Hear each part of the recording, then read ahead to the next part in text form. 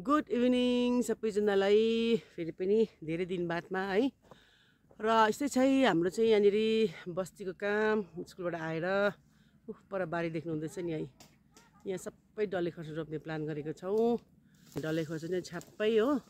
यहाँ छैन खेताला पनि दुई बुढाबुढीले कति रोप्नु सक्छ त्यति नै हो। यहाँनिर कोसिस चाहिँ गर्दैछौँ। स्कुलबाट आएर अब यस्तै हुन्छ काम, चिया खायो, खाजा खायो, त्यहाँबाट यसरी काम गर्नुपर्ने हुन्छ।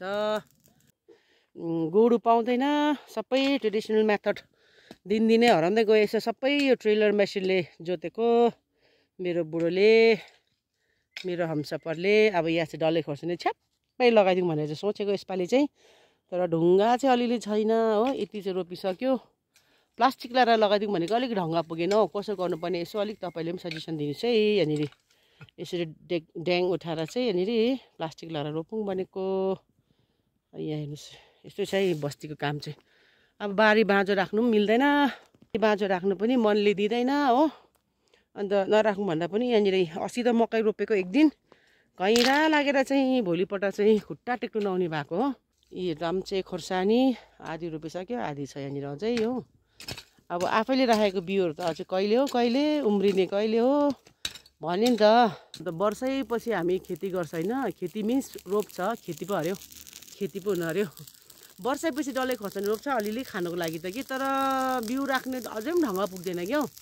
बिउ राख्नु कहिले हो के हो बिर्सिहाल्दो रहेछ। अस्ति डिसेम्बर चाहिँ राख्नुपर्ने रहेछ खासै।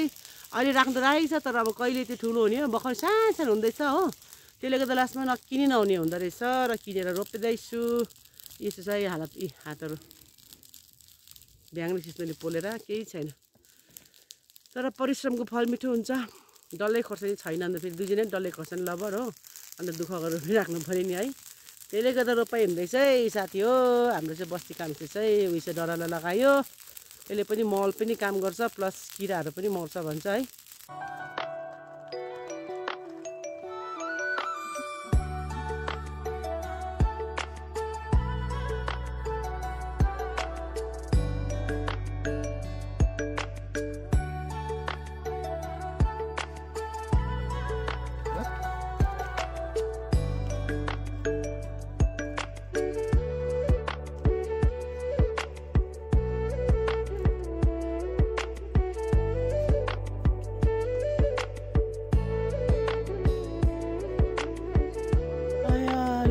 साथी हो रात पनि पऱ्यो है। अब चाहिँ लु है सबैजनालाई बाई।